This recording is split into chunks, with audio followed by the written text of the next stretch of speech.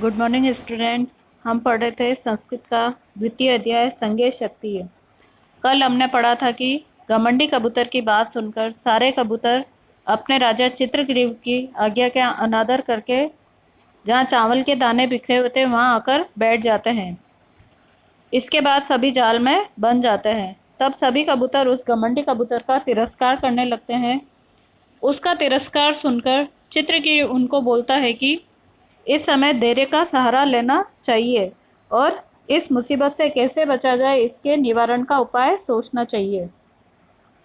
चित्रग्रीव उनको बोलता है कि सभी को एक मत होकर जाल को लेकर उड़ जाना चाहिए। आगे की कहानी है, इति विचिन्त्य, ऐसा विचार करके सर्वे पक्षिणः, सभी पक्षी जालामादायो उत्पतितः, जाल को लेकर उड़ गए। अनंतरम स व्याधः, इसके बाद वह शिकारी सदूरात जालात अपहरकान तान, बहुत दूर से जाल को अपहरण करने वालों को अवलोक्य पश्चात धावनम अकरोत्, को देखकर उनके पीछे दौड़ा।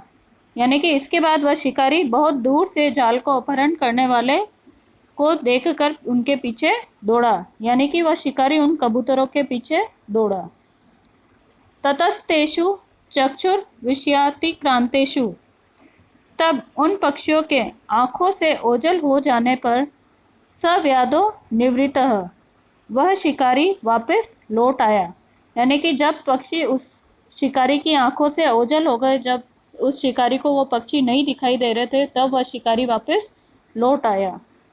अतएव उच्यते, इसलिए कहा गया है, अल्पानाम अपि वस्तुनाम, छोटी छोटी वस्तुओं की सहति कार्य साधिका।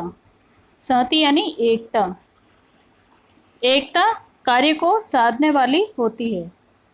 अल्पानाम अपि वस्तुनाम सहति कार्य साधिका, छोटी छोटी वस्तुओं की एकता कार्य को साधने वाली होती है। त्रणे गुणत्व आपन्ने बध्यन्ते मतदंतिनः, तिनका जब गुणत्व को प्राप्त हो जाती है, यानी कि तिनके की जब रस्सी बना दी जाती है, उसको बंटकर जब उसकी रस्सी बना दी जाती है, तब उससे मत वाले हाथी भी बांधे जाते हैं। त्रणे गुणत्वम आपन्ने बध्यन्ते मतदंतिनः, तिनका जब गुणत्व को प्राप्त हो जाती है अर्थात बंट दी जाती है, यानी कि बल देने पर उसको रस्सी बना दी जाती है, उससे मत वाले हाथी भी बांधे जाते हैं। इस कहानी से हमको यह शिक्षा मिलती है कि संगठन में शक्ति होती है। आपकी कहानी यहीं समाप्त हुई। Thank you.